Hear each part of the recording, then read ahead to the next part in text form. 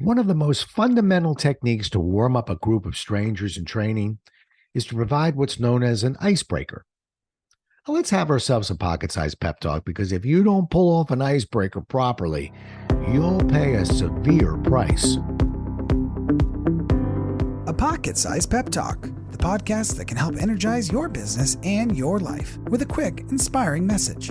Now, here's your host, Rob Jollis.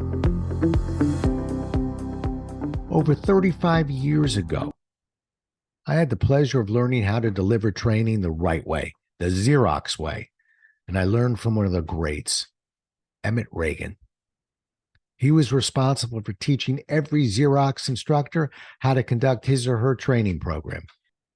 Emmett was a long-time Xeroid, and when he spoke about training, you listened. One of the first things Emmett taught me was not just how, but why to run an icebreaker in a training program. The how to run an icebreaker is the easy part. It can be as simple as writing a couple of questions on a flip chart and moving around the room soliciting responses, or segmenting the room into groups of two and having each participant interview and then introduce the partners they met. The combination of icebreaker activities are endless, but the results and the impact on the mood of the room are fairly predictable. But Emmett Reagan also taught me why to run an icebreaker. When you bring people from different companies or departments together who don't know each other, the success of your training program or meeting often depends on the level of participation from the group. But wait, there's more. A good icebreaker can teach you a lot about the personalities in the room. Spotting the social personalities gives a speaker a head start on who to guide questions to if none are being asked.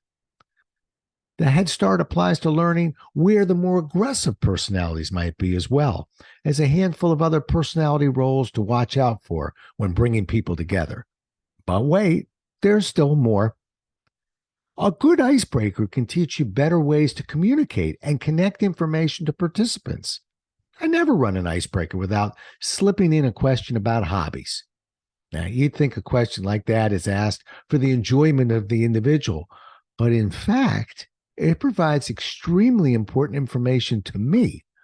I can't tell you how many times I've reached a roadblock trying to communicate a particular concept to a participant, only to reach out and connect my topic to his or her hobby. Yes, there are many great reasons to run an icebreaker to warm up a room of participants. So why is it that icebreakers seem to be one of the first things cut from the agenda? Speaking for me, I can tell you in one word: time. Icebreakers take time to complete. And even the pros, like your buddy Rob Jollis, fall into the trap of believing that the 30 minutes or so a good icebreaker can take might be better used by filling that slot with more curriculum and counting on facilitation skills to warm up the room.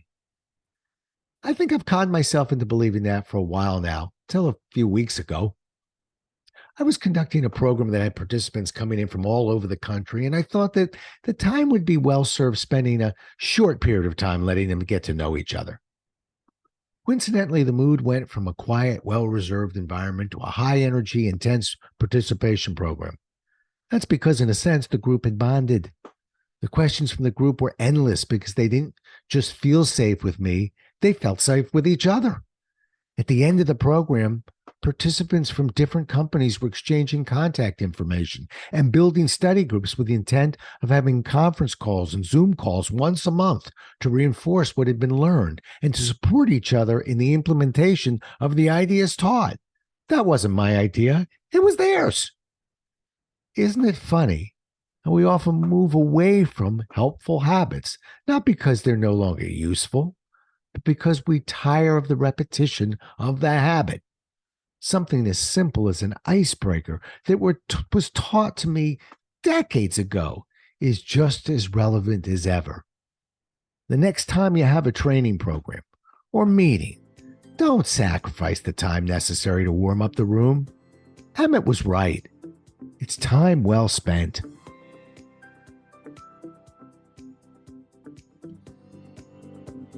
Thanks so much for listening.